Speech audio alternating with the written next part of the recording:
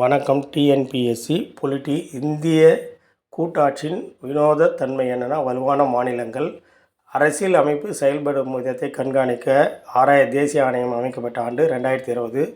விதி 153 என்பது ஆளுநர் அவர்களின் பதவி குறிக்கும். விதி 156 என்பது ஆளுநர் அவர்களின் பதவி காலத்தை குறிக்கும்.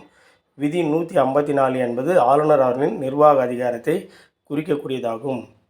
இந்தியாவின் 20வது சட்டக்குழு தலைவர் யாருன்னா நீதிபதி அஜித் பிரகாஷ் ஷா. பாட்னா உயர்நீதிமன்றம் தோன்றிய ஆண்டு கிபி 1911. கர்நாடக உயர்நீதிமன்றம் உருவான ஆண்டு 1884. கேரளா உயர்நீதிமன்றம் உருவான ஆண்டு 1956. அலகாபாத் உயர்நீதிமன்றம் உருவாக்கப்பட்ட ஆண்டு எதுன்னு கேட்டால் கிபி 1866. மக்கள் பிரதிநிதித்துவ சட்டம் இயற்றப்பட்ட ஆண்டு கிபி 1951. இந்திய ஒன்றிய பகுதி சட்டம் இயற்றப்பட்ட ஆண்டு 1963. நாட்டின் பெருமையை அவமதிக்கப்படுவதை தடை செய்யப்பட்ட ஆண்டு 1971. தேசிய தலைவர் டெல்லி ஒன்றிய பகுதி சட்டம் உருவான ஆண்டு எதுன்னு கேட்டால் கிபி 1991 என்பதாகும்.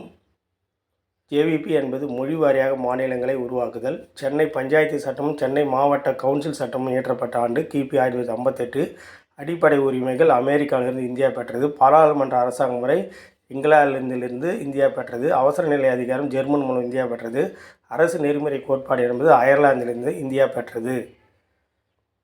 மக்களவையில் அதிகமான உறுப்பினர்கள் கொண்ட மாநிலம் உத்தரப்பிரதேசம். ஈரவை சட்டமன்றம் கொண்ட மாநிலங்கள் ஆந்திரா, தெலுங்கானா, கர்நாடகா, மகாராஷ்டிரா, உத்தரப்பிரதேசம், பீகார். சட்டப்பிரிவு 243B எந்த அரசியலமைப்பு சட்டத்தில் சேர்க்கப்பட்டதுன்னா 73வது அரசியலமைப்பு சட்டம். டாக்டர் ராதாகிருஷ்ணன் குடியரசுத் தலைவராக பதவியேற்ற ஆண்டு 1962. சஞ்சீவ் ரெட்டி குடியரசுத் தலைவராக பதவியேற்ற ஆண்டு 1977 ஆகும். பிடித்தால் like and subscribe. Thank you for வாட்சிங்.